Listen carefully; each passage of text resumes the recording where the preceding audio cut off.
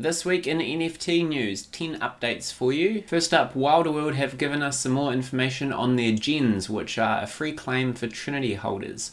So a Trinity holder is someone who, for example, has like one of their wolves, a car, and one of their kicks, or a wolves, a car, and a motorbike. There's heaps of different ways you can be a Trinity holder, and there's some different levels. So the snapshot for Trinity holders is on the 1st of March. And the claim for these is mid-March, and then if there are any left, they are selling for 0.2 ETH each at the end of March. We don't know too much about gens yet, but we do know that they harness the power and the particles around them to create objects. Gods and Goblins, the Pledge and Sacrifice is live. So if you go to the Gods and Goblins website, you can now sacrifice your Seekers, which again, I don't recommend. I am supporting Team Seekers, saving our Seekers here. But if you would like to do that, it looks like a pretty cool process. Again, the team has blown everyone away with the quality of everything, the smooth process of it. So this is live for about 2 weeks, and so you can burn 1 for a bronze, 5 for a silver, or 15 for a gold amulet. After the 2 weeks are up, the Futureverse IDs are going live, so you'll be able to create a Futureverse ID and link an existing wallet to that, and then if you've sacrificed Seekers, your amulets will be dropped straight into those wallets. Even if you didn't sacrifice Seekers, you can still create an ID at this point, and then after that there's going to be the second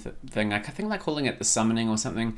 You can burn junk or NFTs that you no longer want for junk. I think it's a token, and eventually you'll be able to use this to mint goblins. Frenzy's AI is a project that I didn't get into, but have seen it pop up this week as it looked like they had kind of rugged everybody. They came out with a tweet saying that they were pausing the project, and then not too long after that their Twitter was deleted, so that sent Twitter crazy. They've since come back with a couple of Twitter posts. They've had a Twitter Spaces and said that they're going to start working on things, releasing updates, and also give the money that they promised to charity as well. Guess we'll just have to wait and see how that one pans out. Immersive, who are part of the Futureverse roll-up, have announced that they've partnered with MasterCard. So online where MasterCard is accepted, you'll be able to connect to your Web3 wallet, make a payment, and then that transfers from USDC into fiat, and payment's sorted so you can pay with your crypto. Marketplace wars are continuing. OpenSea and Blur. OpenSea announced last week that they were dropping their fees back, but Blur seems to be dominating in trading this week. I think it was about 97 mil Blur and about 77 mil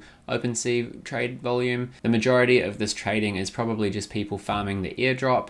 That ends, I think, on the 1st of April, so it'll be interesting to see what happens to volumes after that date. Sewer Pass holders have their next challenge. It's Dookie Dash Toad Mode. So if you lick some toads or whatever you do in this Toad Mode game, you can earn yourself a companion for your power source. Don't know too much more about either of those things, but I saw a tweet that had some sort of box with all these squishy little companions around, and it said your companions will follow your power source. Universe XYZ have updated their marketplace front end. It's running super smooth and fast. When I had a wee play with it before, they said that they're sticking with 0.3% fees, and they will be acknowledging all creator royalties. FIFA World Cup AI League is getting ready. If you predicted some of the FIFA World Cup matches and you have an Android phone, you can go into their Discord and you can register to be a tester for the AI League app coming out shortly. I guess that means they're still fighting with Apple on the iOS side of things, so hopefully that gets sorted soon so we can see the iOS app too. Spotify is testing token-gated experience for NFT collections. So the ones that I could see mentioned at the moment were Fluff World, Moonbirds, The Real Kinship, and one or two others. Looks like this is only available if you're in the US, the UK, Germany, Australia, or New Zealand right now, but yeah, I'll have to jump in and have a play after this. NFT Paris was on this week. You might have seen some of the videos on Twitter of Frank DeGods and the other boys all jumping around and dancing.